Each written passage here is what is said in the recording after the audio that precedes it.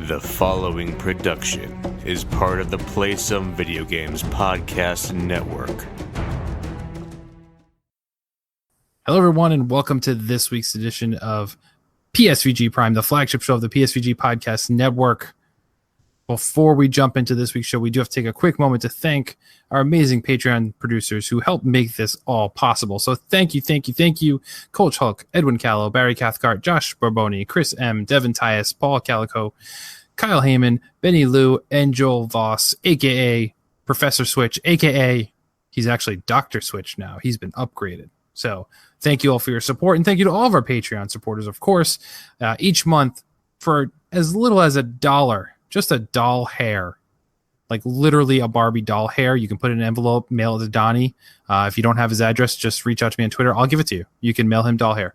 You will get PSVG DLC, our unrated show, which basically anything can happen. And if Donnie hosts, typically it does. Also, you get Kevin Hates Everything, which newest episode dropped a few days ago. So when you're listening here, and the newly reformatted, re-envisioned Arcadia Academia from Caro and myself are all given to you on an exclusive Patreon feed, as well as our monthly giveaways. So current offerings for this month, because it is a new month, $20 in Apex Legends credit, which will get you the new season pass and get you the new champion even. So that's a good deal right there if you're interested in that. NBA 2K Playgrounds 2 on Switch is available, or $20 to the eShop of your choosing. This month we are adding, of course, something else to the loot box, if you will. And this is a good loot box, not a weird one where you might get something you don't want. You get to pick. But we added in a PlayStation Classic, which may or may not have been modded with more than what's supposed to come on the box in the first place. Just saying, if you're interested in that, that is there. So if you're not a Patreon supporter, head over to patreon.com/PSVG and sign up today. You have a couple weeks to the end of the month, and as long as you're in by the end of the month, you are eligible to win. So thanks, everybody. But now on to this week's episode of PSVG Prime.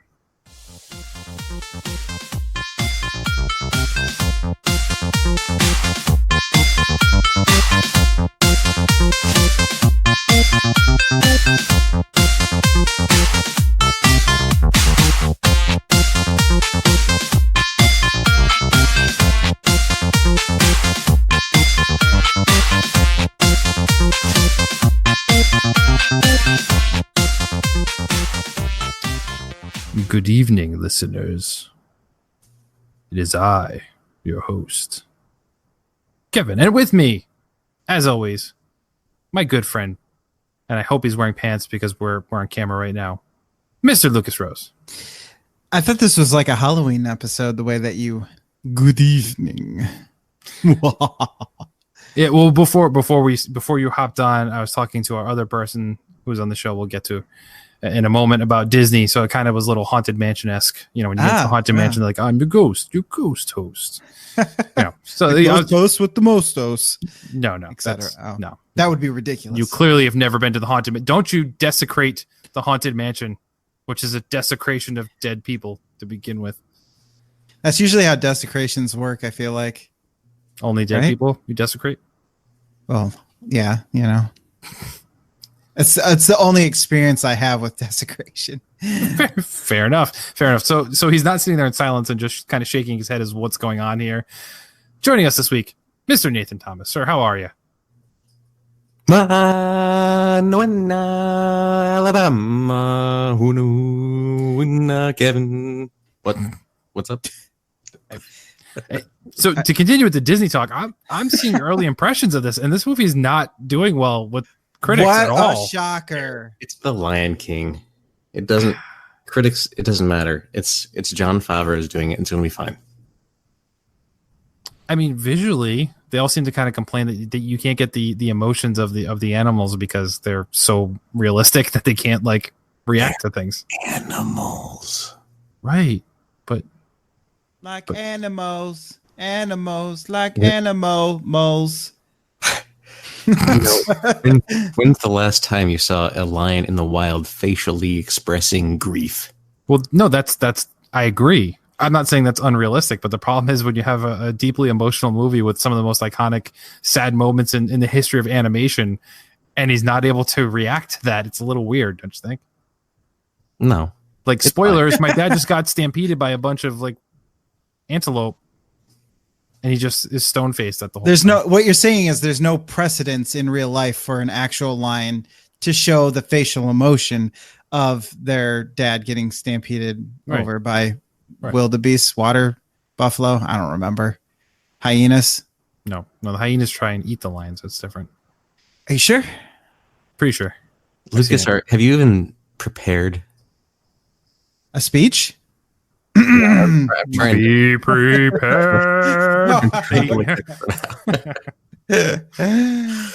This isn't that entertaining. Does it come out soon? I think it comes out soon, right? I don't even know. I think it's this week. July 19th, 2019. Oh, next week. Okay. Was I supposed to see it tonight?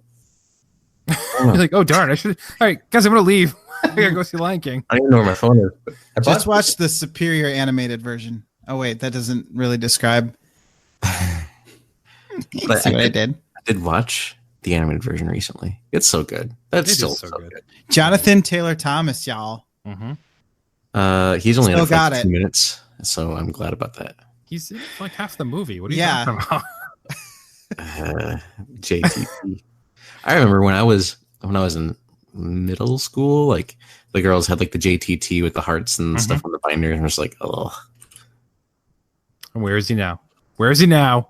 Nowhere. Tim Allen still around. Jonathan Taylor Thomas doing nothing. It's true. Just saying. Child stars. Hollywood eats them up, grinds them up, spits them out. Yep. That's what happened to me. Child endangerment. Nice callback. I'm sure Lucas doesn't know that because he hasn't watched it. Nope. Stranger Things season 3? No? Yeah. Oh, yeah. I'm only up to episode 3, I think. Okay. So, yeah, you haven't experienced any child endangerment yet. The whole thing is child endangerment. Well, that's true. Children are in danger. There's no question. I believe that children are our future. So, hopefully not these children. Hot take. I know this isn't an entertainment podcast as for movies and TV and whatever. Or we are entertaining. But we are entertaining. But so I thought that season 3 was just okay. It was just fine. Spoilers. I didn't say anything. I know. Yeah. People are like, oh my gosh. I will say this because you already know that I've only watched 3 episodes. It definitely feels different. Not in a bad or good way, but I can see a difference than compared to the last 2 seasons. Yeah, I feel once again to remain spoiler free. So anybody listening, we're not gonna say anything. That much like season 2 made a bigger focus on different characters and made them better. They pivoted yet again to highlight certain characters in season 3 and make them better, but in the same process, kind of ignore others, just like they did in season 2. So it seems to just kind of be like they're constantly diverting your attention to be like, hey, here's this character. You should watch and like this person now. And, we do because we're sheep, but, Wake up, sheeple. So we should probably talk some video games considering this is a video game podcast primarily. Or should we talk about Spider-Man Far From Home? Kevin, I haven't seen that. Oh, I have. Hey, I got another podcast that I'm actually going to be talking about Spider-Man on soon. So You don't say. I know a guy. If you know a guy. If you're interested. Is his name Peter Parker? Listen, just real quick. This is the way I figured it. I'm going to go see a movie on Saturday morning. Who watches a movie in the morning? I'm going to go see Midsommar because I figured Spider-Man doesn't need my hard-earned dollars. Everyone's going to go see Spider-Man, Spooderman. I'm going to go watch a horror movie classic Midsummer. And classic? I don't know, but I hear good things about it. Donnie liked it, and that's all you need to know. That is not all you need to know. That's the problem here. Why are these horror movies coming out in July and June and like the middle of the summer instead of like October? I think it's to separate themselves from the usual glut that comes out on Halloween or around that area. So they're like, oh, we want to be an artsy fartsy scary movie. So we don't want to be just another Halloween movie that comes out. And then you never only watch it at Halloween. Same thing with Us or Get Out. Of movies that come out later in the year. They were totally derailing. But there is a trailer that I saw when I went and saw Spider-Man for a movie that has like Brad Pitt and a whole bunch of people in it. It's like a spaceman type movie. that also has Tommy Lee Jones in it, and I like totally want to see that movie. I never heard of it before I saw the trailer, and then I saw the trailer. It comes out in September. It's got a weird name. I can't remember the name of it. I want to see that. I kind of want to see Gemini Man. I kind of want to see Hobbs and Shaw. What have we become? I don't know. What have we become? I don't know. Chris, let's talk about games. Let's jump into, as we do each and every week after bantering for a while or for a long time.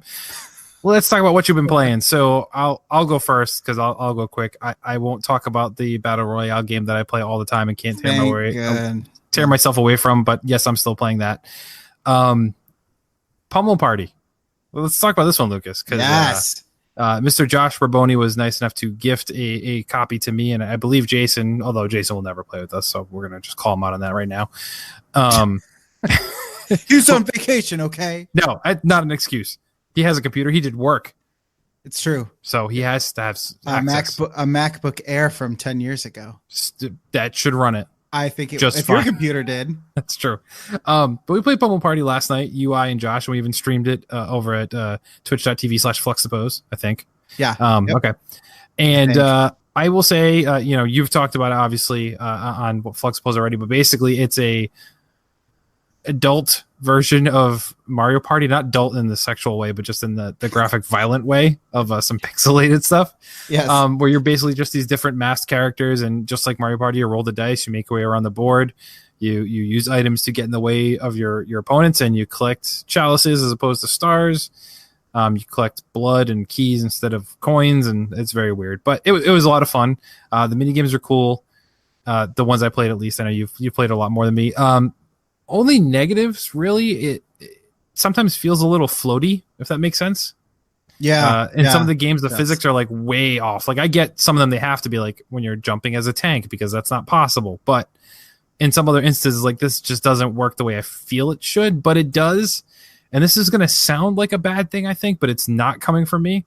It really reminded me of the GameCube era, where everybody tried to make like Mario Party games. So you had like, I had a Shrek one, I had a Disney one, like there was all these ones, but they were all good in some way, but they just weren't Mario Party, but they were still good experiences to play. I liked this experience. I had fun playing Pummel Party. Just available on Steam, I believe, right? Not anywhere else, I don't think. I think so, yeah. I was actually kind of surprised at one thing you had mentioned was the absence of a shop. I think that I agree, because they do give you a lot of items. You actually end up with items quite a bit. But the problem is you can't really get the thing that you need to be able to be competitive. So once you end up in last, it's really hard. Yeah. Because at the end, they don't give out any stars for anything else, or sorry, any chalices. So it's hard to, like, once you start like basically losing momentum and losing steam, it's hard to get back in the game. Yeah. Yeah. So I mean, I agree with that. But yeah, overall, it's a lot of fun. I look forward to getting some time where we can all play again, and we had a giggle. Hopefully get Jason involved. But yeah, that was a fun stream, so we got to do it again. And stream, I think, adds a little bit to it too, because we had some people watching and we were making more jokes because we were putting on a show, if you will. Yes. But it's very fun. So Pummel Party, check it out on PC if you're a PC gamer. Played a little more Crash Team Racing at the urging of Donnie, of course. I'm still having fun with it. I feel like a lot of people actually picked up on this game, which I didn't think was going to happen, because like we've seen Spyro come out, we've seen Crash come out, the remastered stuff, and some people played it, but it didn't seem to be like a lot of people bought them, from what I know. And we lost Nathan, so hopefully he comes back. But it seems like more people pick up on Crash Team Racing, which I am enjoying it, as I mentioned before. So I don't really have anything new to add. It's very much Diddy Kong Racing, if you remember that from the N64 days, where it's kind of like a racing game, but it has a loose story mode as well, where you have to beat this racer in order to do so. You race bosses, unlock new characters and cosmetics and stuff. It's pretty darn fun. I'll say that none of the courses are as greatly engineered as the Mario Kart ones, but we gotta remember this is an old game that they just did a cosmetic refresh on. It's not like they actually made new courses or anything like that. So who knows, maybe they'll do another one if this sells well enough. But it is very fun. So I'd say if you get a decent price on it, $30 or less, I think it's a great fun time. And I think Donnie, when he gets back from vacation, we're trying to do like a Crash Team Racing night or something, stream that for some fun. So no issues getting multiplayer games and stuff. I haven't played multiplayer with it, but I know you can create your own lobbies like you can in Mario Kart. But yeah, I haven't tested out the multiplayer. I've just been playing the regular standard mode there, which has worked out fine for me so far. The last thing I'm going to talk about right now, I don't know if either of you downloaded as well, but Dr. Mario World is available on iOS and Android now. Have either of you jumped in on that? I was invited, but I have not, unfortunately. No. Not a big mobile guy, honestly. I've tried. Right. It doesn't appeal to me. Yeah, it's hit or miss. I play like certain mobile games because they're just a good distraction. Sometimes like laying in bed, but I'm not ready to go to sleep yet, kind of deal. It's fun. A lot of people will talk about it. I've seen a lot of people on our Discord and on Twitter kind of say like, "Oh, this is going to be the one that's going to make Nintendo the most money." I don't know about that because it's very much. Nathan's camera just zoomed in. That was kind of creepy. The way it just happens, like, he was angry at me for saying something like, "What do you mean it's not going to earn the most amount of money ever?" Dun dun dun. Because it's not Dr. Mario, and this is going to be maybe a little controversial. I haven't seen anybody else call this out yet. Like, it's a fun game. It is not Dr. Mario. So Dr. Mario, you have your jar, and you have your viruses, and the pills drop in, and you have to line it up like Tetris, get 3 in a row, and it makes the thing disappear, right? In this, it's actually like inverted and it's upside down. So you have it's almost like set up like Brick Breaker. So your viruses are up top and you get a capsule and this is what's weird. Instead of it just dropping down, you have to maneuver like you would in Tetris. You can just rotate it before you even put it in the bottle and you literally just drag it to where you want it to go. So there's not really much strategy there other than you're limited as to how many pills you can use as your objective, as opposed to just trying to clear the level within a certain amount of time or whatever. So it's not quite the same thing. And a lot of people are like, oh, it's like Candy Crush. I've played Candy Crush. This is nothing like Candy Crush at all, other than the fact it's a puzzle game that has power-ups and levels. Like, that's really the only similarity I see. It's definitely a puzzle game versus a Tetris type game that Dr. Mario is typically known as. So I think it's fine. I think it's a lot of fun. It's a good quick distraction. You have a couple minutes. You can play a couple levels. But for me, it's not Dr. Mario. So it's themed after it, but it's not really a Dr. Mario game. So more people like looking for that, it's not. More like Resident Mario. He's not yet a doctor. He's he's an attending Mario. Yeah. But yeah, it's a little weird, but I like it, and I think it will do well. Don't get me wrong, but I don't think it's gonna get people to click that button to buy power-ups and stuff, because I haven't really seen a need for it, because it's not. So Candy Crush is kind of random, like how you match things up and how you clear things, but this is very much set up the same way, and you just have X amount of pills. So yeah, there are power-ups, but it's like, okay, if you can't figure it out, it's just a matter of figuring out the strategy. Is okay, I need to put this pill here, this one here. It's not randomized. So that's the only thing, but it's good. It runs well. It's made in cooperation with The Line, who made the Disney Tsum Tsum games. If any of you are familiar with that, and I know like we got that one that's coming to Switch, but it's a puzzle game that's been very popular on mobile, and they've done a Star Wars iteration or Marvel iteration of those. So they're experienced in making puzzle games. So it's definitely a cool idea, borrowing Nintendo's IP to make a cool puzzle game. But that's all I got for now. We have a game we'll all talk about at the end that we all play it together. Not together, but we all play at the same time. So, Sir Lucas. Yes. Take it away, sir. Well, my What You Playing is, of course, brought to you by Humble Bundle, as usual. It's kind of nice because you get all these games, and then you're just like, let's check all these things I've never heard of. Let's check them all out. But funny enough, I've heard of the two that I have, or I'm going to talk about, and have checked out. And I was going to buy them, so I'm glad I didn't, because the Steam sale was going on, and I looked at them, and I was like, no, hold off. One of which is Road Redemption, which it's been out for a minute now, but it's basically Road Rash. However, the difference being, one, it's a lot faster. Obviously, I find that it can get really easy to just zoom right off the map while you're driving, because there's boosting and all this other stuff, and it can be difficult sometimes when you're trying to fight and also navigate the course while you're trying to go really quickly. But the major difference is that this is set up as a roguelike, or roguelite, I guess, in that every time you play, you accrue experience and money, and you buy not only power-ups and stuff for your character at the moment, but you also unlock permanent upgrades that when you die will carry over throughout your whole campaign. And when I saw this game first, I don't think it had much of a story or anything, But here they've actually added a little bit of a Mad Max-esque world going on. And there's some kind of story to do with an assassin that you're hunting down, but there's all these biker gangs that you have to get through first. Like all these biker gangs have territory. Are they from Mars, and are they mice? I haven't gotten through all of them, so I can neither confirm nor deny that any of them are from Mars or are mice. Okay. But we'll see. Maybe, some DLC down the road. I don't know.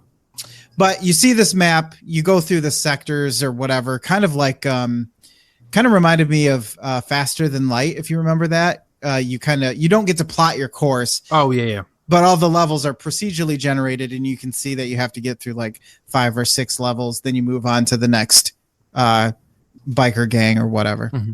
So the whole thing is you're just replaying it over and over to unlock new characters, new bikes, and new skills and stuff to be able to eventually make it to the last stage, I guess. It has a little bit of jank to it. Like when people crash, they go flying. It doesn't look realistic at all.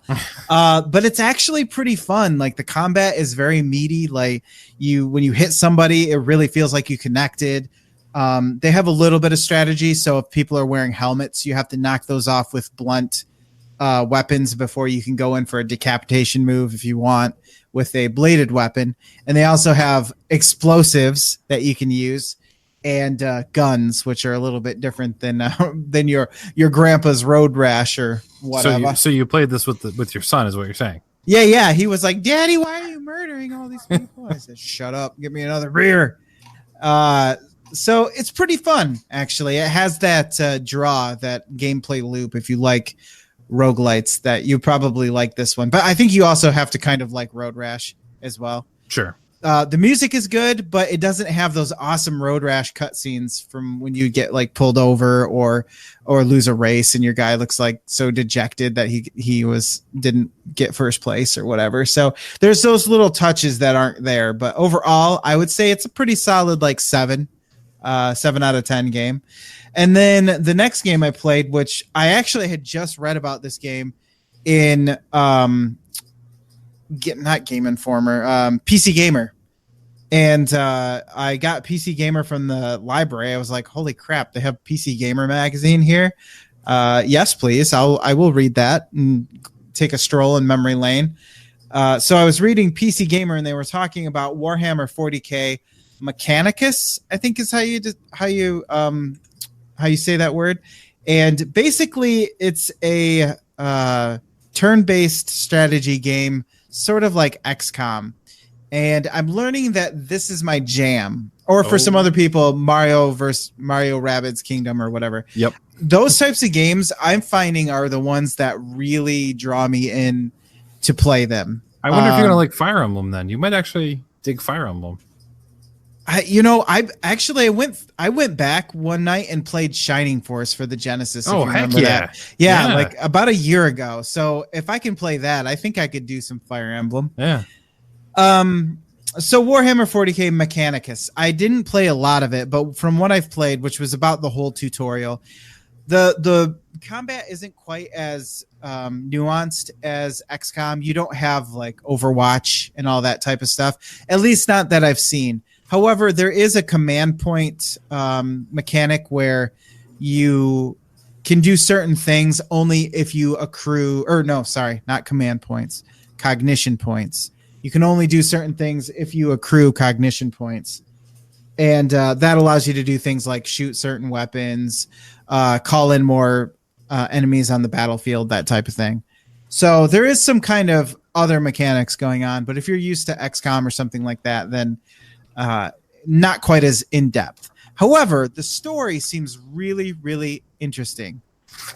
I don't really know quite what it's about, but it's very thick into the Warhammer 40K universe. Okay. It's about these people who are like all techno, or like, I don't know, they replace their body parts with machinery. Now they're more machine now than men. So I thought you were talking about like East Germans that were listening to music techno. Sorry. Oh, well, that too. I don't know. It seems like they'd be into techno music just based on their Boots and Cats and all that.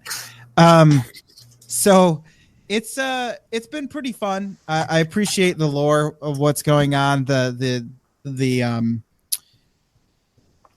aesthetic that they have going on here, and it seems like it's one of the better Warhammer games that I've played. So I'm going to keep with it. It looks really interesting, and we'll see where it goes from there. And lastly, one of the last games I checked out was called 60 Parsecs. I dig this art on this one. Yeah, it is pretty cool. It has like this hand-drawn look to it. It almost looks like a Cartoon Network game or something like that. And so what you do is they've already made a game in the same vein. It's called 60 Seconds Apocalypse, or I don't remember. Basically 60 Seconds of Summer to Live. I don't know. Yeah, 60 Seconds of Summer. So basically in this, you do the same thing. You have 60 seconds to grab everything that you can, including food, equipment, teammates, armor, all that stuff. And you have to grab all this stuff in 60 seconds. It's all randomized. And then you see how long you can last in your shuttle when you leave the space station that's about to blow up. And eventually your goal is to land on a planet and then survive there for as long as you can, or a set amount of time. I'm not sure. I'm into day 16 where I have landed on a planet. I think it took 5 days or 6 days to get there. And of course, you're attempting to stay alive, manage their sanity, all sorts of stuff based on what you can create while you're there, what you can craft, and what you gathered on your run to the escape pod. And it's pretty fun. There's a lot of comedic elements to it, but for the most part, you make like one decision or do one thing, one or two things, and then you end the day. And then the next thing pops up. You have to make another decision. You end the day. So it's really easy to play really quickly, but I think the length comes from, how long can you stay alive for, basically. So, and that's everything. Cool. Ethan, what you been playing? So, you didn't mention it before, Kevin, but so I am going to mention that one because I've been putting a lot of time in there. They launched the Season 2 Battle Pass, and I am level 48, I think, on the Season 2 Battle Pass. On the Season 2 Battle Pass? But to be fair, I did buy the 25 level pass. Okay, I was saying, how is it even possible you're that high? Okay. Yeah, so basically that's like a natural 23.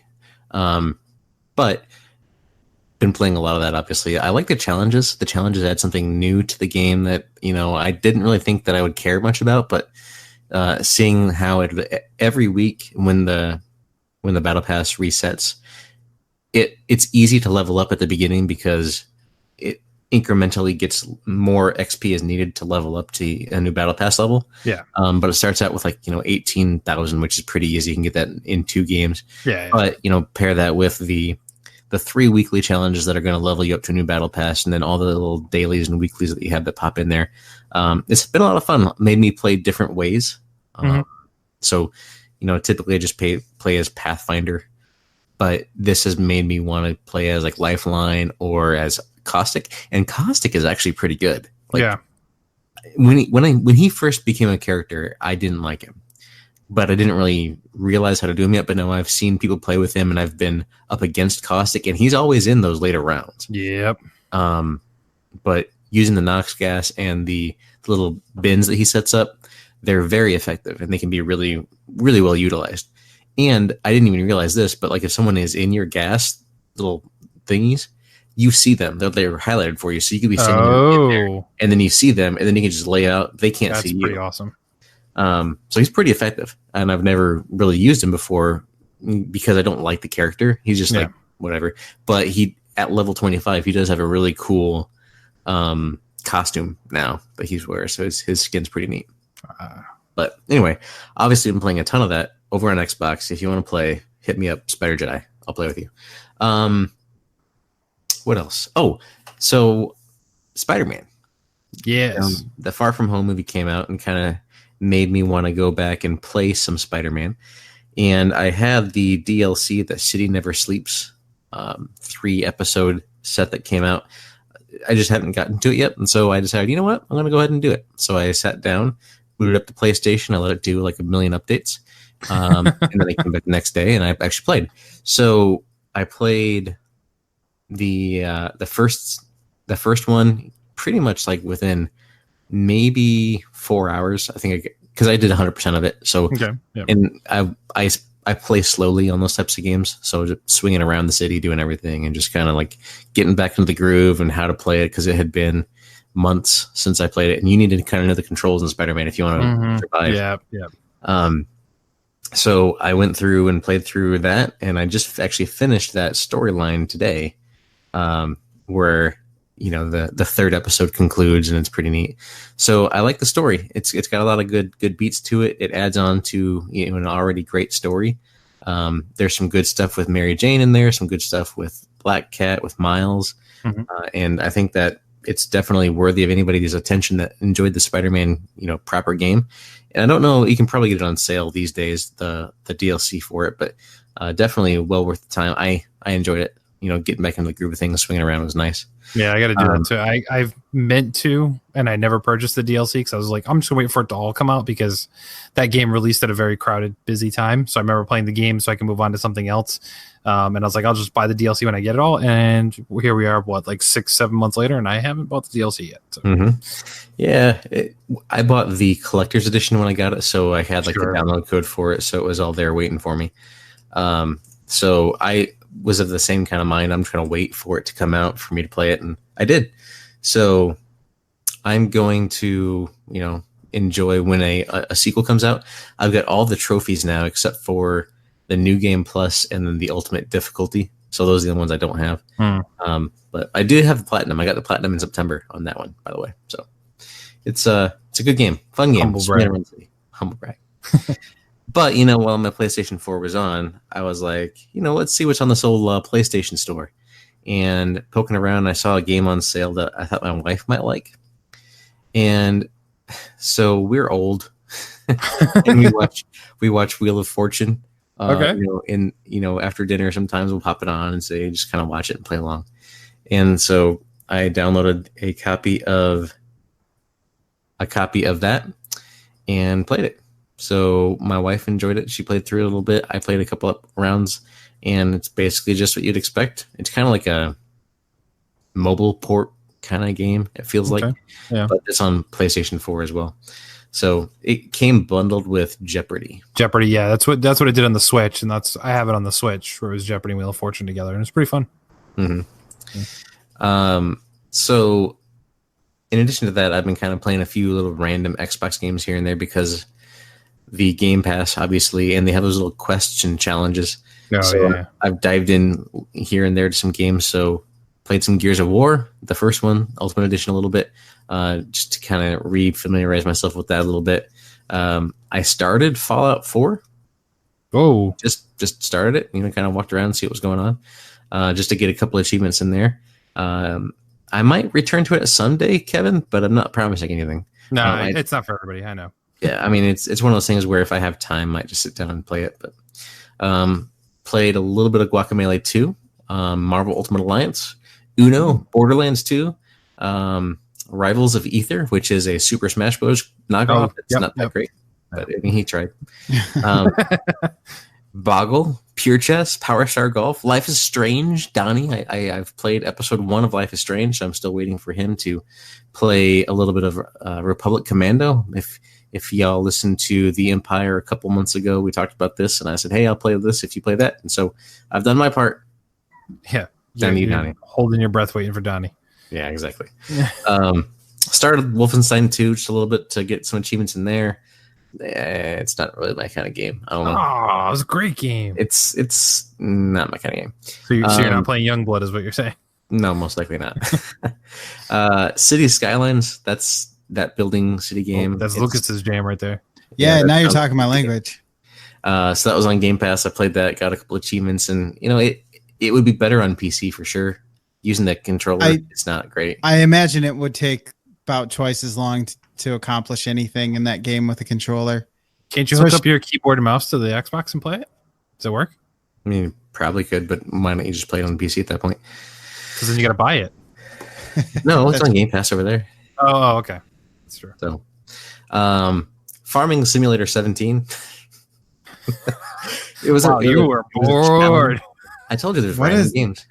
Nathan, are you okay? You need help? I'm not gonna play Wolfenstein, but I'm gonna play Farming Simulator Yeah. 2017, not even 2019 or 2018, 2017. It was on Game Pass. There was a quest associated with it, so I just played a little bit of it. Abzu, I played a little bit of that. Zoo Tycoon, Pumped BMX Pro, Cluster Truck, Bridge Constructor Portal, Lego Batman 3 Beyond Gotham, obviously Forza Horizon 4. Oh, Final Fantasy 7. I bought that after E3 because I'm stoked about that. So anyway, I'm going to stop there because that's just a lot of games I rattled off that I've kind of just been messing around in. Crazy.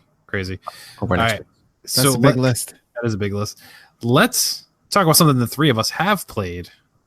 And Nathan and I played this on the Xbox One. I guess Nathan only has an Xbox One X.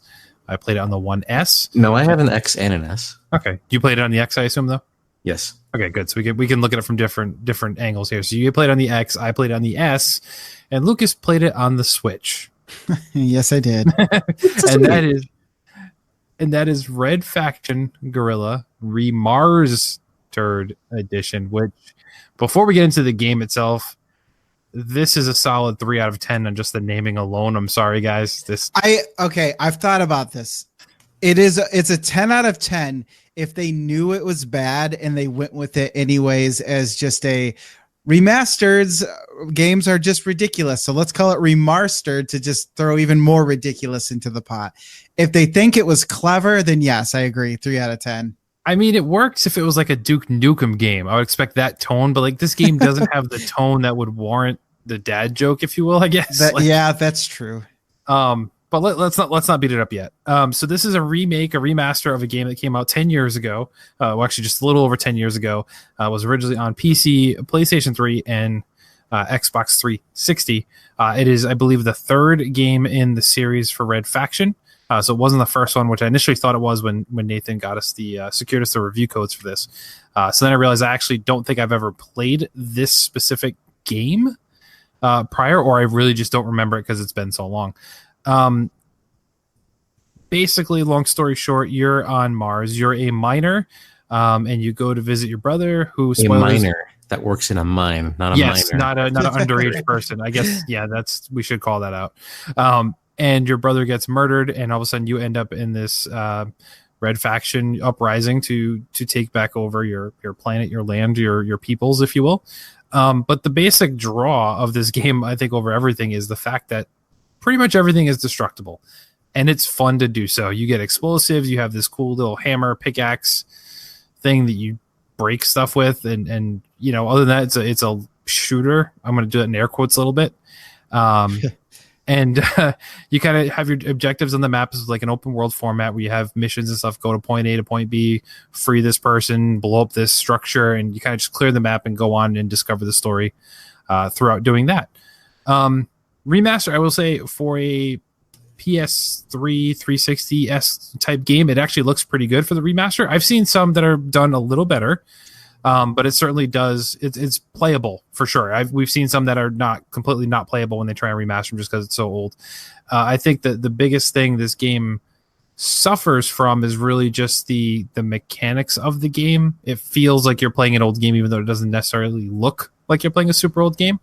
I'm interested when we get to Lucas to hear him talk about how that works on the Switch. But on the 360, like the controls seem kind of weird. Buttons weren't where they should be in my mind when you're playing the game. I find myself a lot forgetting what's supposed to do what. And I played the game for a solid 2 hours before I realized how to run because it wasn't your typical run button as it would be in almost any other game you've ever played. So it was like the left bumper, not even like the left trigger. It's the left bumper on the 360 on the Xbox controller. So it's very odd to me to find out how to run. But as you play through, you get upgrades for your weapons and your gear.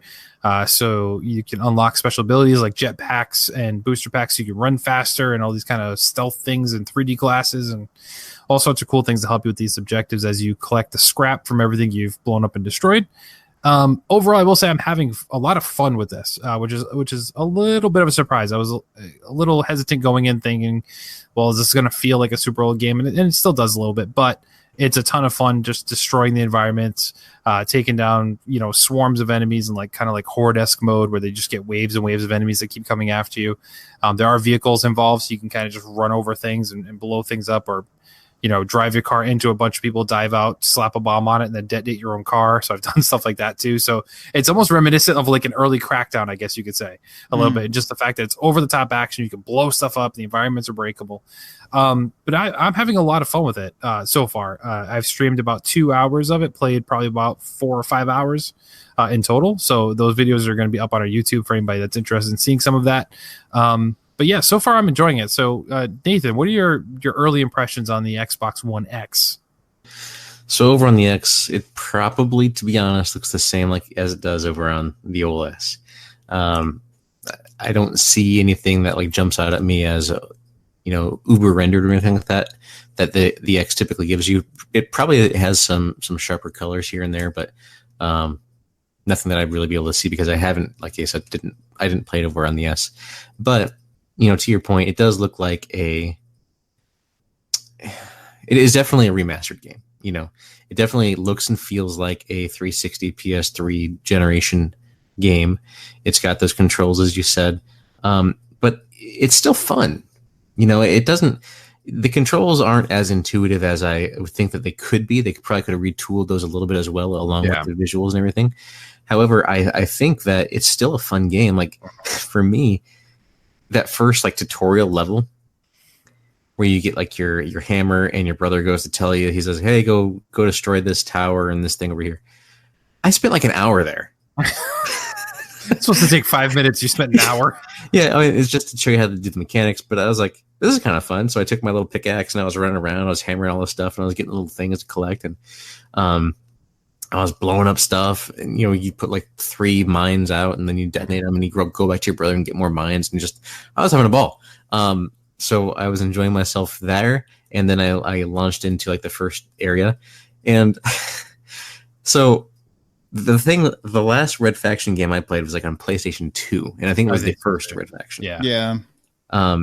And from what I remember, the only thing I remember was everything was destructible, like everything. Mm-hmm. And so in this game, I was like, I wonder just how true this is. So literally everything except the ground is destroyable. Yeah. Like so you're a miner that can't actually mine things. Exactly.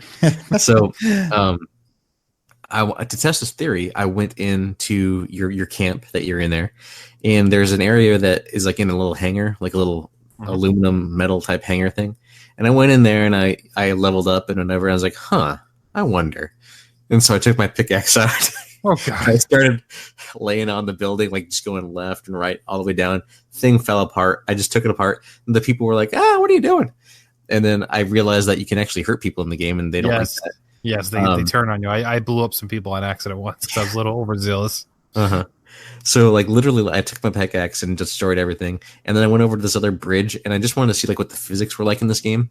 So I took out every little piece of like support that I could find like through this bridge, except one little bit like on the edge just to see like would it fall down, would anything happen? It was still rigid and straight. Yeah. And I just got that little bit and the whole thing collapsed down. So it's a fun game. Like it really is one of those things where it reminds me of did you ever play Mercenaries? Yes. Mercenaries was great. That's like the original Xbox, and they also had a Mercenaries 2, I think, that came on 360. And the original Mercenaries you can play on Xbox One because it's back compat. But that's a game where literally built around being everything's destroyable. And you could launch nukes, and it's more of like a bigger scale game than this. But it reminds me a lot of that feel. Because it was that other generation, and it's just fun to go in and play and mess around. Yeah. So that's kind of where it strikes a chord with me because it's silly, right? And it knows it's silly. It's not trying to be serious. The story is over the top, but it's just fun. Go in there. If you don't have expectations of a grand story, like if you're not coming from like Spider-Man, something like that, right? Or Uncharted or something, yeah.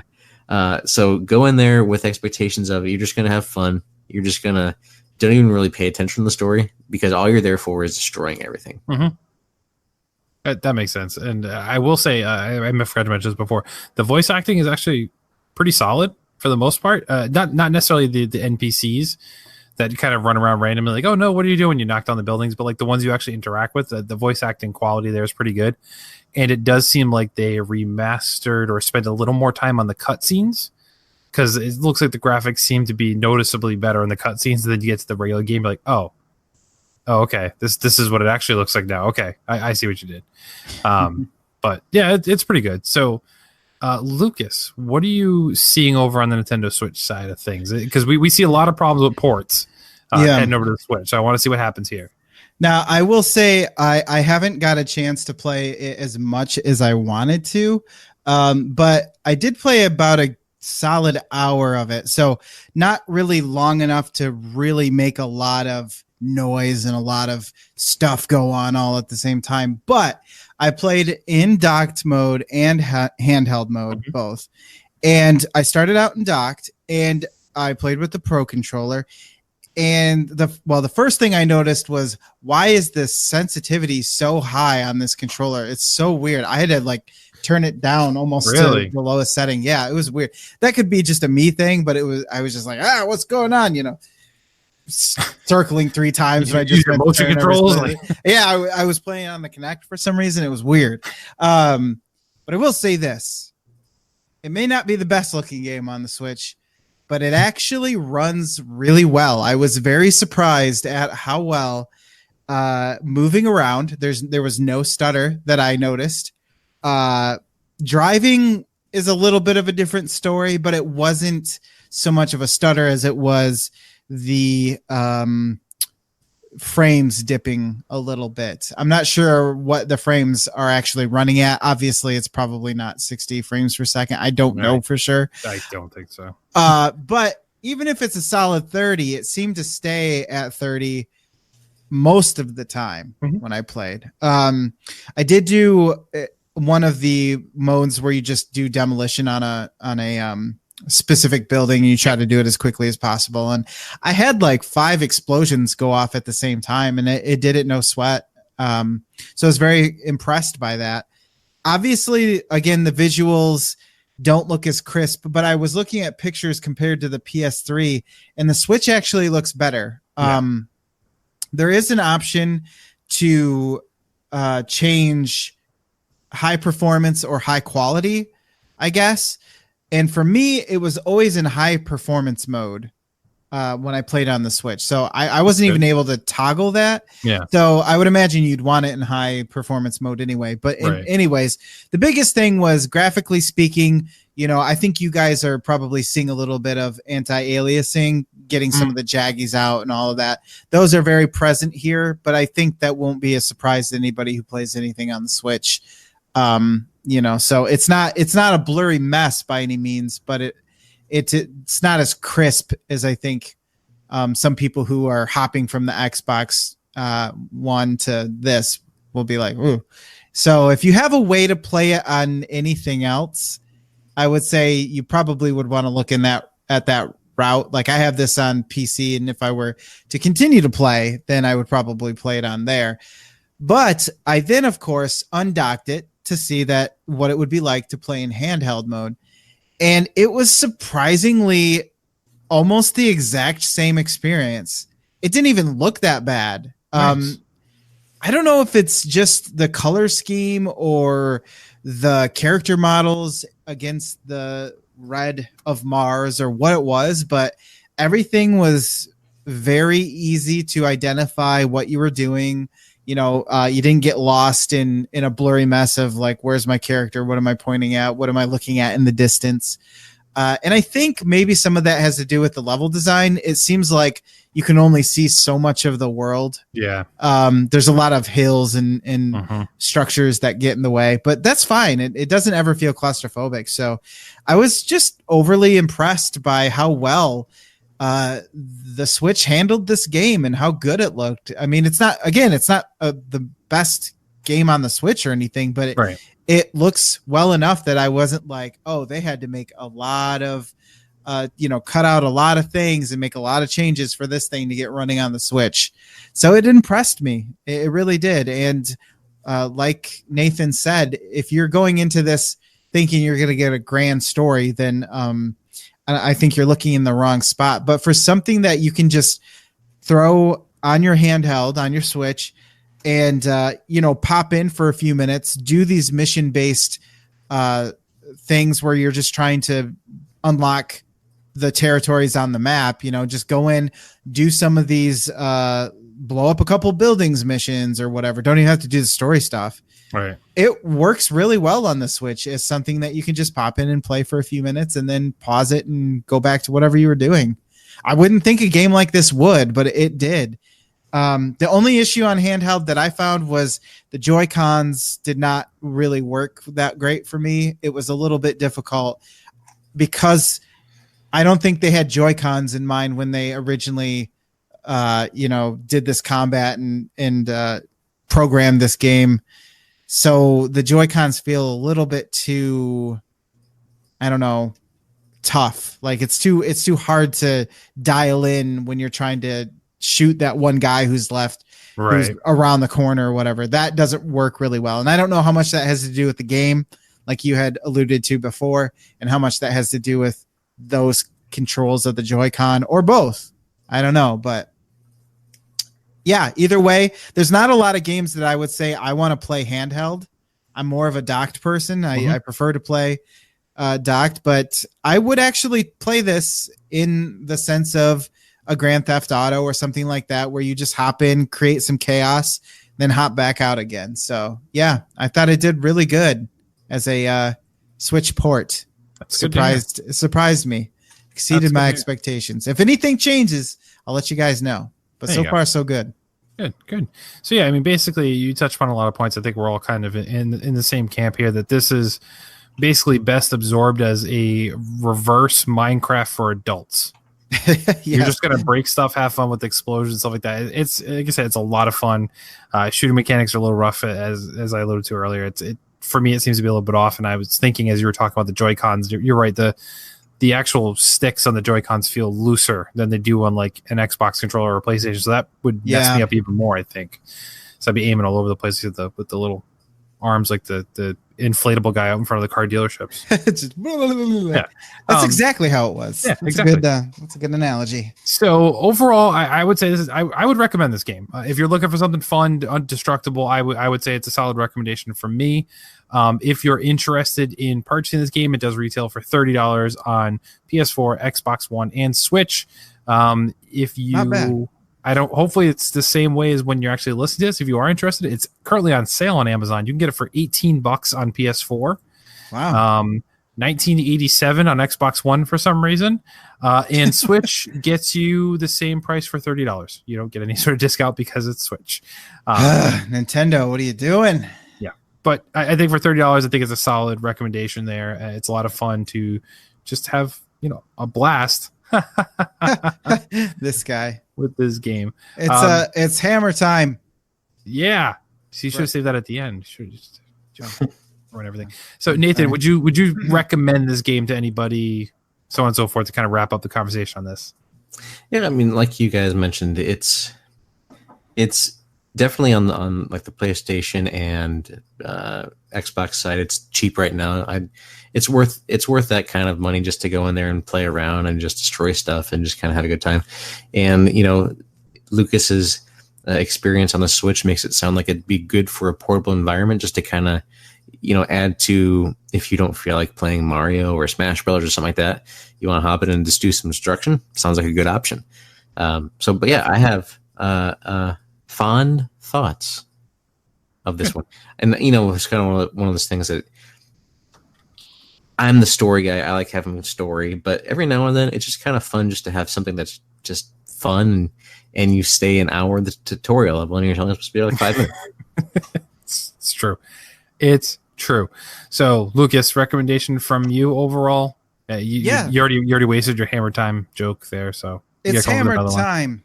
I used it again. See, no, I think as long as you can get past the horrible naming convention, it's quite a bit of fun. Yeah, and like you said, Nathan, it really is kind of different than most of the things that are being offered on the Switch. It's definitely different than most of the things that I have in my library. Yeah. So from that standpoint alone, if you're looking for something a little bit out of the ordinary, I would give it a shot. Definitely. All right.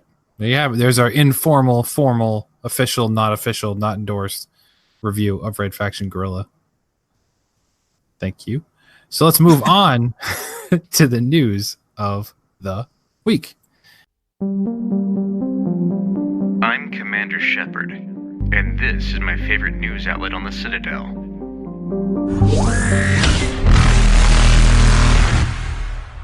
And because life is busy and hectic for all of us, I've prepared all the news for this week, so Lucas gets no say in it at all. It's true. It's true. All your stories are stupid, and I don't like them. Yep, that's fine. So first up, we'll get some quick hits over on the Nintendo side. Nintendo's ever-growing 8-bit NES collections through the Switch Online service is going to get more inflated than it already was. So starting on July 17th, the newest games will drop, including Donkey Kong 3 and Wrecking Crew. It's also the only 2 games that Japan is getting. So still no word from Nintendo as when they're going to actually offer Super Nintendo games or games that people actually would like to play. But there is a feature being added as well, which has been seen in a lot of their other retro collections, both on the SNES Classic and the NES Classic, and that is the ability to rewind. So if Lucas is playing Super Mario 3 and he goes wildly off the edges and goes to fall in a hole, he can stop and rewind and go back and try it again without losing his life. Honestly, this is kind of a big deal for me because I'm terrible at Mario 3. I really am. I tried it out and I was like, I'm going to beat this game finally. I'm going to play it and get my gamer cred. I don't know what it is about the 2D Marios that I have lost all of my ability to play these games.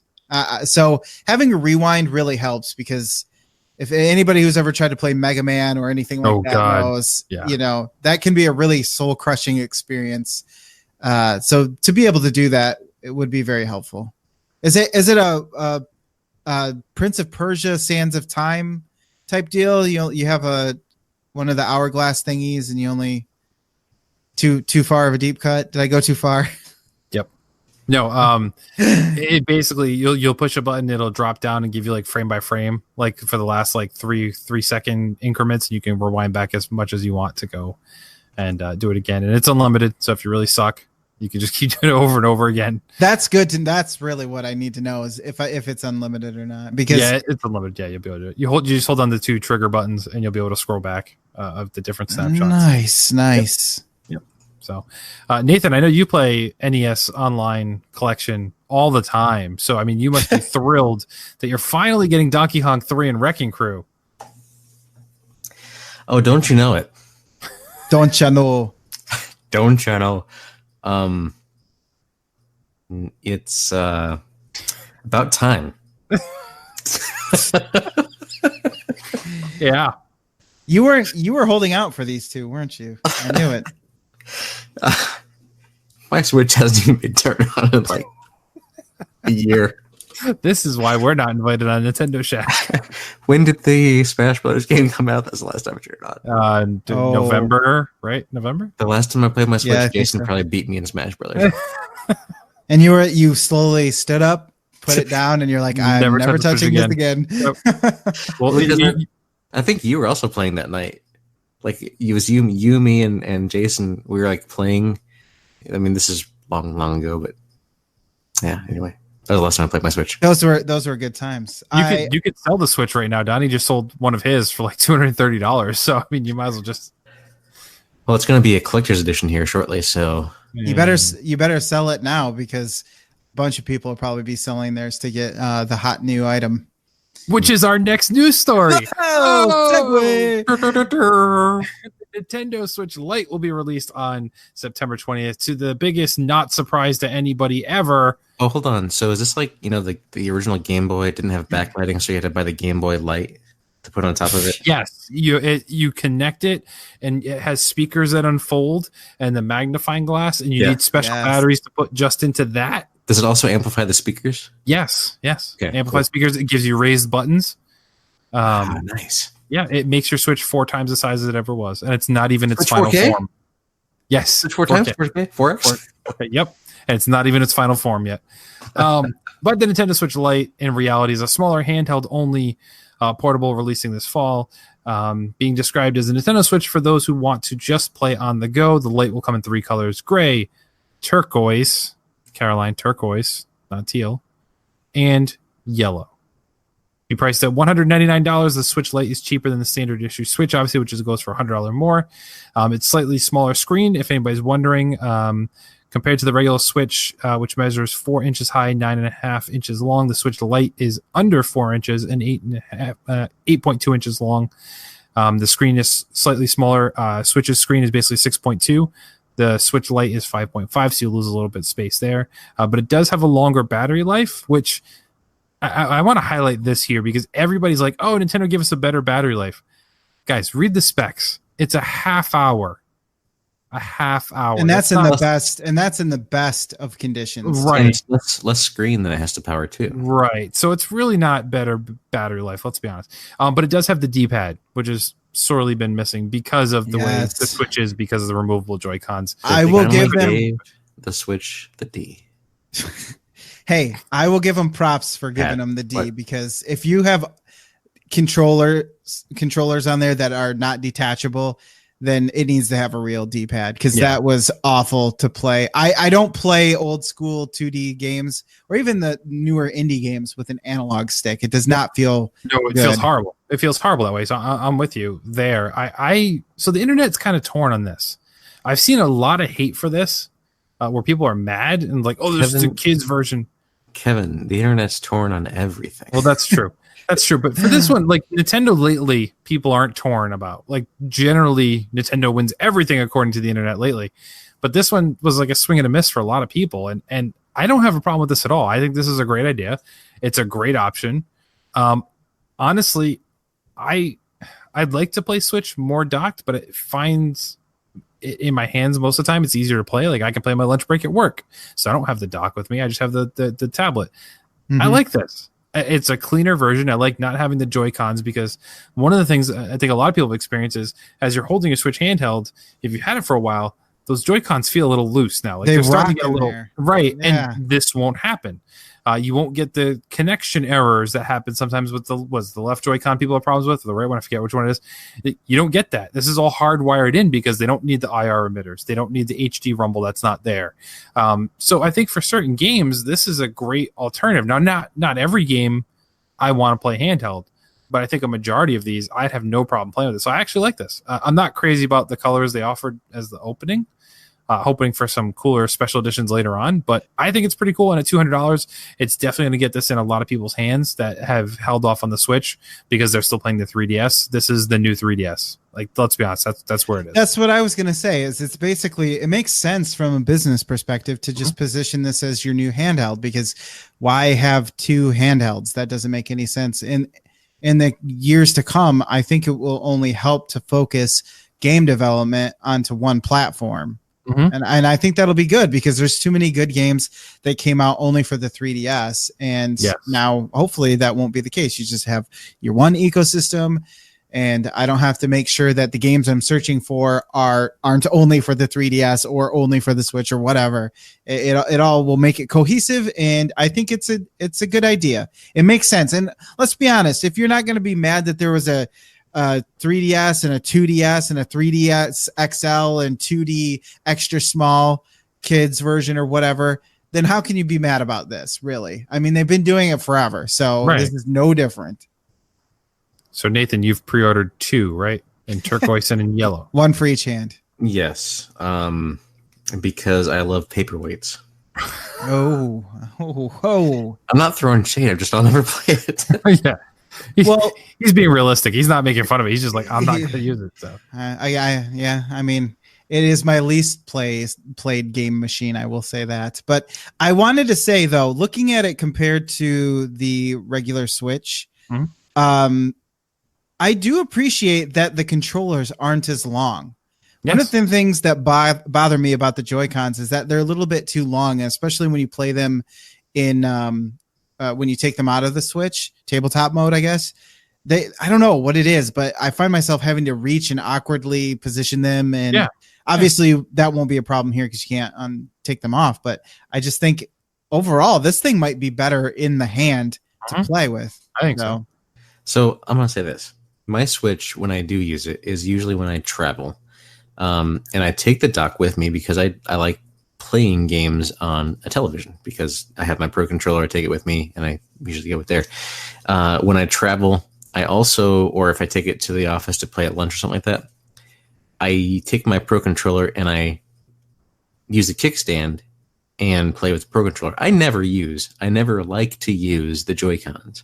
Mm-hmm. I've never been a big fan of them. The placements of the sticks just feel weird in my hands. That's just a me thing.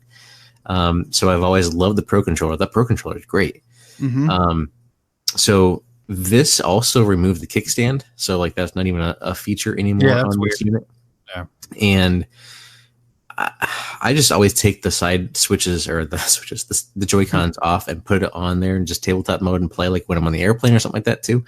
So, I mean, for me, I like the Switch. I don't want to be like, I don't like the Switch, right?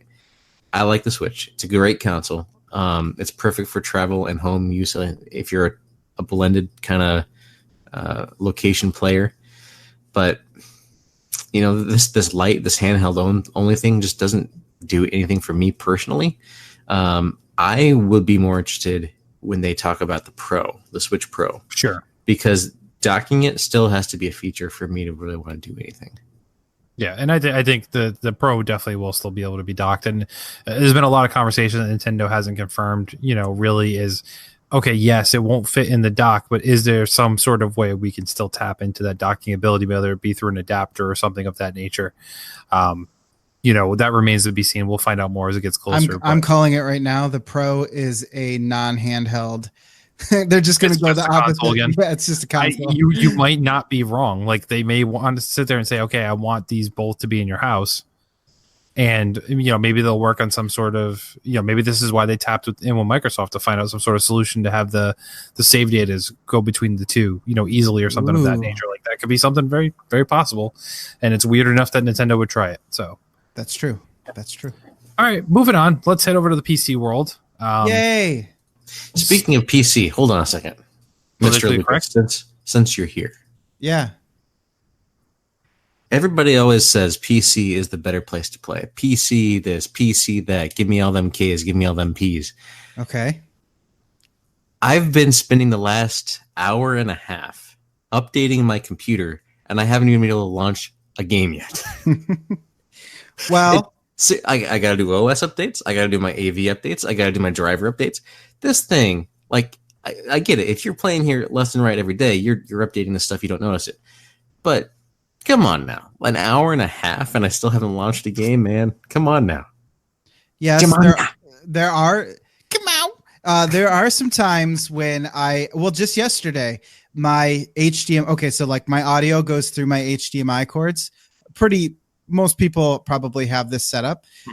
So it comes from my computer to my monitor or to my television. They just disappeared randomly. And I had to troubleshoot that because I don't know why they were gone.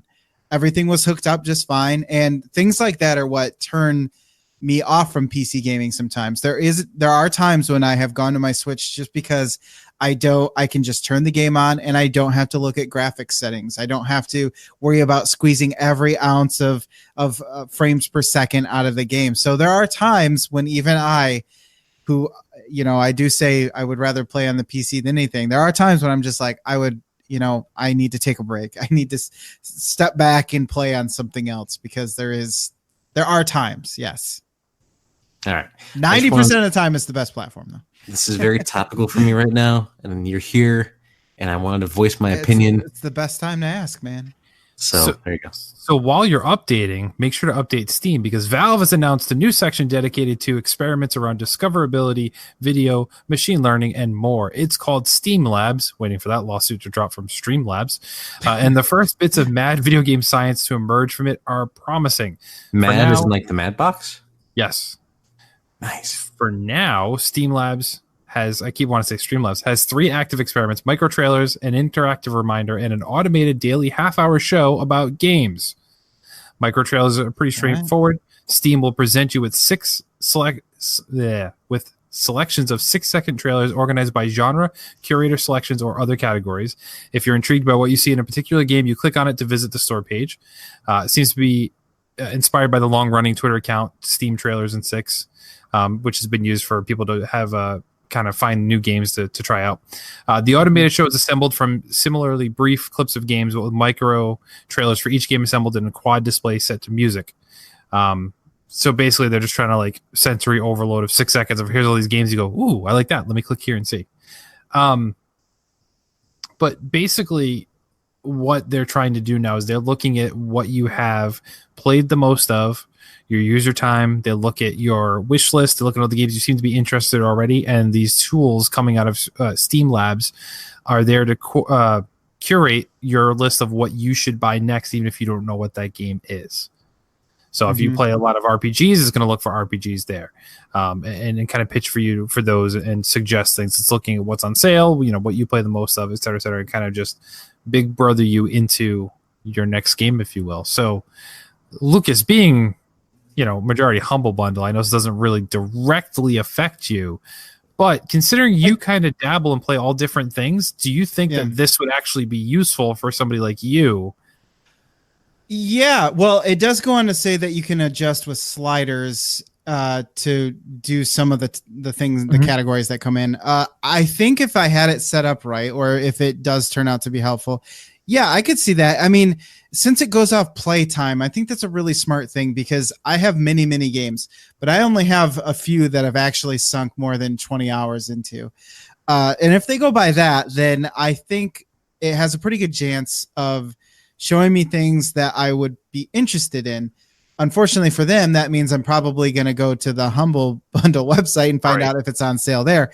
But, they do have a really good wish list ability, and they have their Steam sales every once in a while. So I think it could be better than their discovery queue right now. If that, I don't know if it's going to replace it, but that works fairly well already.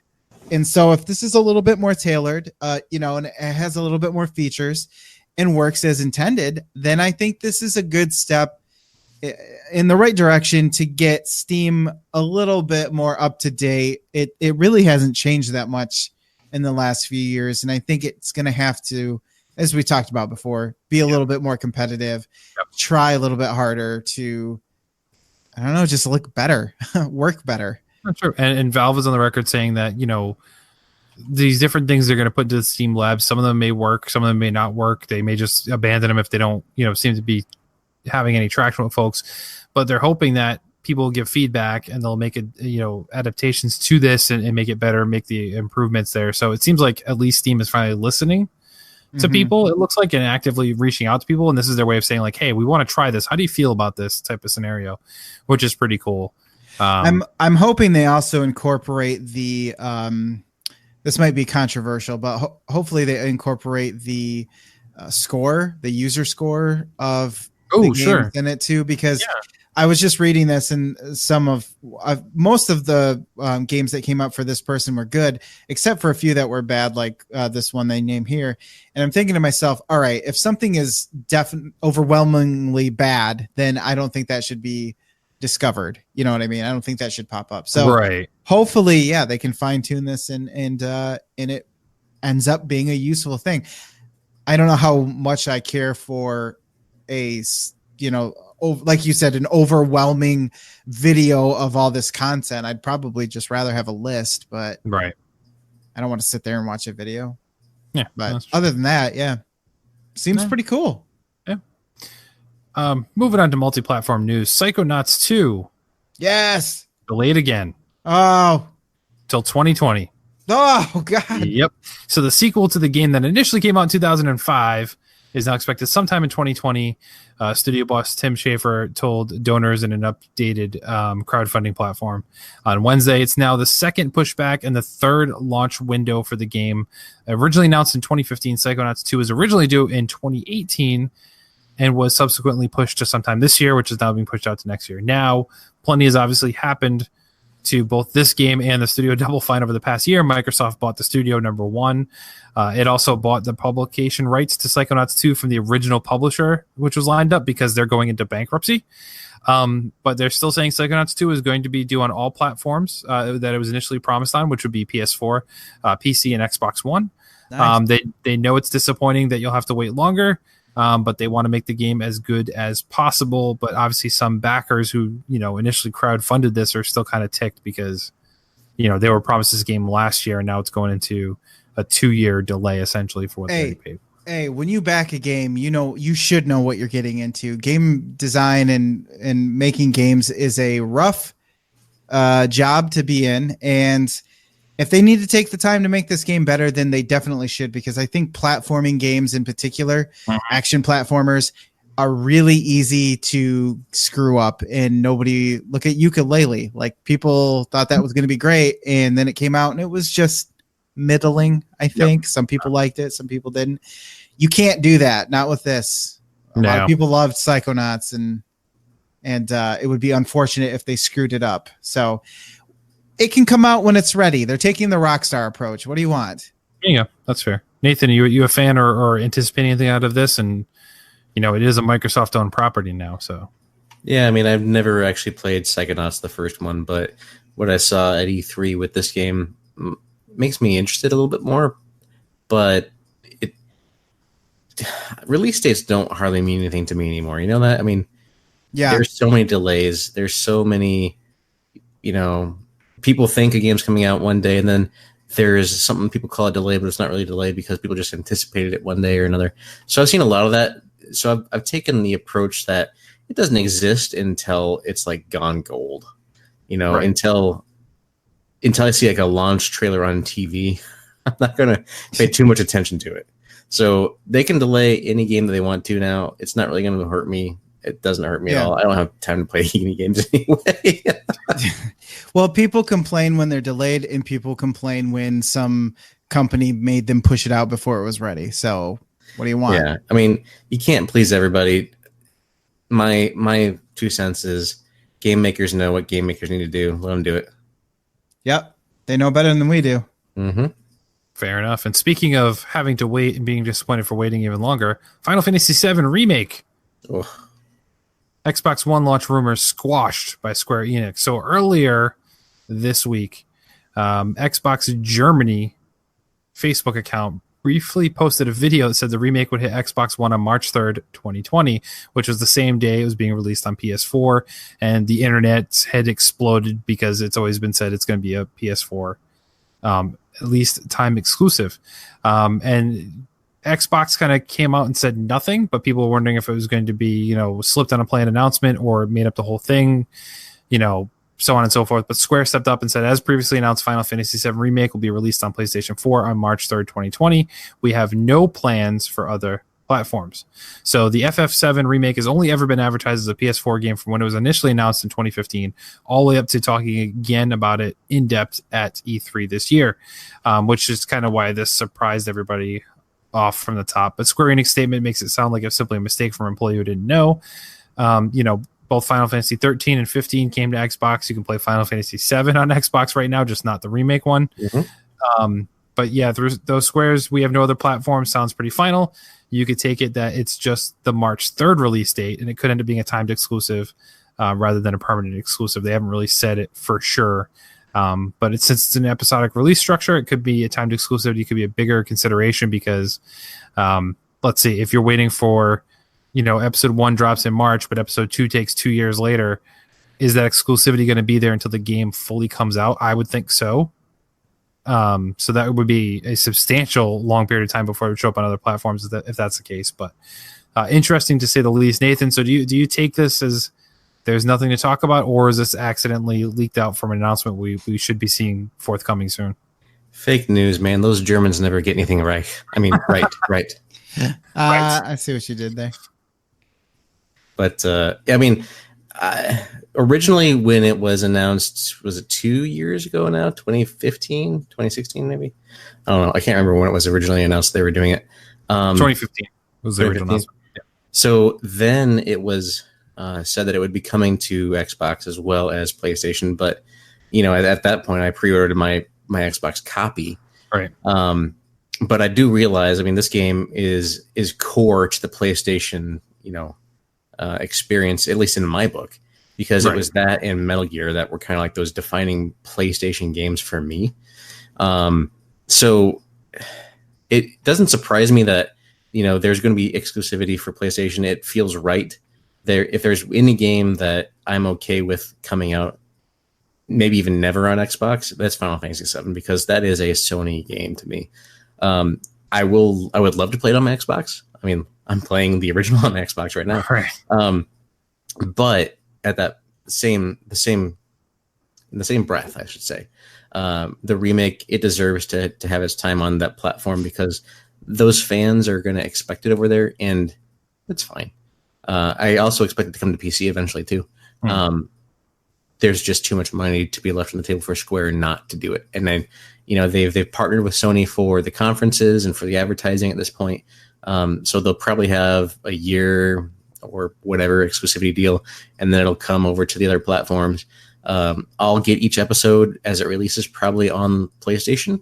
And then if there's like a combined release on Xbox, I'll probably play it again. I mean, I'm just that much into Final Fantasy, unless it completely destroys my love for the series. Yeah. But I don't think it'll do that. But anyway, that's my 2 cents. I think you're good. So, Lucas, you must be raging mad that you're not going to be able to play this on PC on day one, right?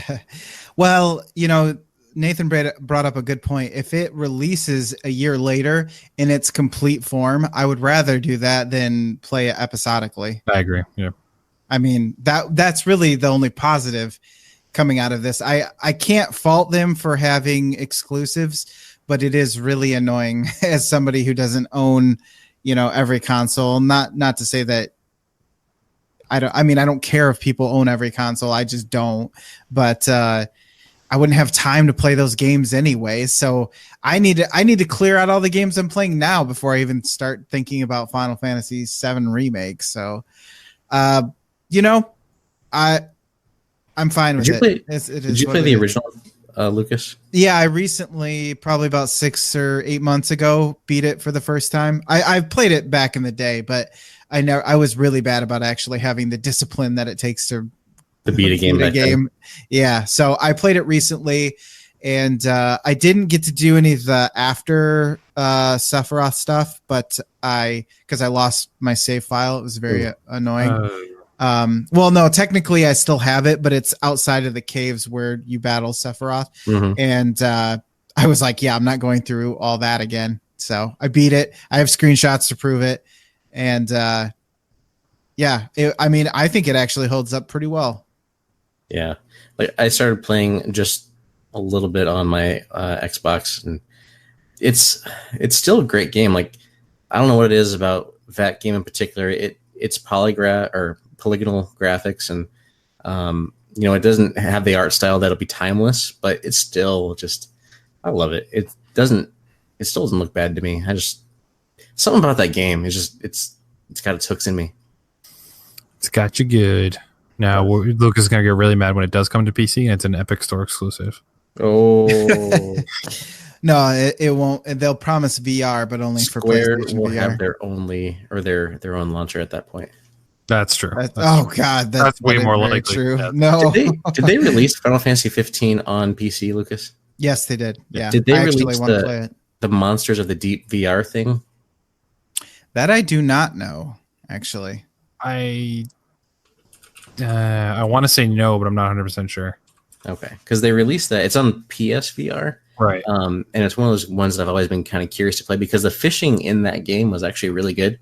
So VR fishing would be kind of interesting to try. Yeah, it's only PS4. Okay. Boo. Boo. All right, gents. What do you say PS4? Hold on 1 second. What? PS4 VR. Today I actually ordered Blood and Truth, by the way. Oh, that's right. Yeah, you got eBay, right? Yeah, so like I got a notice that I had $5 coupon to use on eBay. I was like, all right, let's see what's out there. So I ordered Blood and Truth on PSVR. I don't know if that's on Oculus, Lucas, or if it's just PlayStation only. No, PlayStation VR. PlayStation only. Yeah, that was exclusive.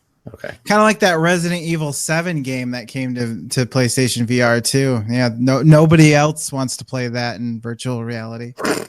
It's a good thing you bought that way more expensive version of VR, huh? Yeah, no kidding, right? Although I would have to buy a PlayStation 4 because Still be cheaper, no? I mean, probably. it's the cheapest way to get into VR outside of using the telephone, like the which mobile is phone not stuff, is PlayStation. But did you guys watch Black Mirror? Have you ever watched Black Mirror? I have not, but I know where you're going with it. Have you seen the latest Black Mirror season, Lucas? No, only one episode. The pop star one. The Rock. Pop star. The pop star Miley one. Cyrus. Ashley doll. Yeah. That was like the last episode. What? You watched the last episode? He wanted to see Miley. Did I watch the last one first? I must have watched the last episode first. Yeah, you watched because that was the last of the 3 or the 4 they put out. Oops. But anyway, in the new season, they have this thing. It's their take on VR, which is actually real VR, where you just put like a thing on the side of your head and it puts you into this virtual world and stuff. It was kind of cool. Lucas, I want your take on that after you watch it. I mean, it would be better than putting a hot, sweaty pair of goggles on your face. That's for sure. But is it better than Speed? Oh, the drug or the movie? Yes. Then no. Speaking of which, Okay. be right back. All right, let's get out of here before this goes down a bad path. But before we bid you adieu, Nathan, where can people find you and your shenanigans in the interwebs? You can find me on Twitter at voiced by Nathan. And over at That's Entertaining, you can find us over there because we'll be recording a Spider-Man episode pretty soon here. I haven't assembled the team yet, but I've been kind of putting the feelers out there to see who's watched it. So we'll get a little bit of a crew together to talk about that. I bet Kevin's gonna be Kevin might be, maybe. But Kevin hates everything, so I don't know. He's there to balance. He No, brings balance to the movie. I did want to mention we're only in July, but Extra Life is a year-long endeavor. So the Extra Life site is up. If you'd like to help support some sick and injured kids that need some assistance in the children's hospitals, there are a lot of different great people that raise money for their local children's hospitals. If you would like to help my cause, you can go to extra-life.org/participant/in, as in Nathan, T as in Thomas. So hop over there if you can. Toss $1, maybe $2, maybe $5. I've always wanted to do that. Toss $1? No. No. Man, I'm trying to be like all sincere about this thing, and you're making jokes. We never do. We don't do that here. We don't make jokes. No, I always want to do Child's Play. I think it's cool. Child's Play? What? Why did I say That's another one. Extra Life. There is one called Child's Play too. Okay, maybe that's why I said it, and not because I have Child's Play the movie on my mind. Yeah. Well, at least I think there is. So no matter what, I mean, it's a great cause. Lucas, if you want to do it on Child's Play or you want to do it on Extra Life, either one. There's all kinds of these gamers doing good things. So just keep your eyes out. But if you'd like to help out on Extra Life, I'll be talking about it more as we lead into like actual game day, which I might have to change the game day. I might not be actually the official weekend for me this time. Work conflicts might be around. So stay tuned for that. But in the meantime, you can always go to the website extra-life.org/participant/NT. Boom. Lucas, I like the way you say NT. NT. Ooh. He gets really sexy. People can find me on Twitter at heavymetal_riff. I don't really do anything there, but if you tweet at me, I will respond eventually. If Twitter lets me, what was the deal with that? I was trying to have an awesome conversation with Kevin, and it wouldn't let me do it. I know. It was a great conversation too. It was. You had all these celebrities tagged, none of which checked it. Probably. Yes, they did. They did. Oh my gosh, they would have saw how funny I was, and we would have been friends already. It's just the one who always converses with me that may or may not actually be me. Apparently, yeah. Well, still. So I'm on there, and then of course I'm always rummaging around the old Discord server, looking at things, popping in, derailing things, making every chat a random chat. So there you go. What I do. Speaking of things that you've done, Kevin, they're not going to listen to this, so I can tell you. We bought my in-laws for their anniversary a foodie. Oh, nice. So I've already got like an Instant Pot and a Ninja air fryer, so we didn't need one ourselves, but we wanted to get one for the in-laws, and we got a foodie. So I figured that since you had a part in that, you would appreciate that. Can I get it signed? If I send it to you, will you sign it? I have an off-the-air story for you related to that I'm not going to bring up here because I can't. So, yes. Okay. You can find me at PSVG Kevin on Twitter. Follow the whole network at PSVG. Head over to psvg.blog, which is our landing page for everything, all the podcasts, all the Discords, all the Facebooking, all the YouTubing, all that stuff. But most importantly, thank you everybody for tuning in. Thank you for telling a friend. And as always, we ask that you never stop gaming. This has been a PSVG production. Any music, sound effects, or the like is owned by their respective copyright holders. No infringement is intended. The views expressed in this production are those of the individual contributor and may not necessarily reflect PSVG. This production may not be repurposed, reused, or redistributed without the express written consent of PSVG. PSVG is powered by patrons at patreon.com/PSVG. Become a patron to get special perks, including access to exclusive content.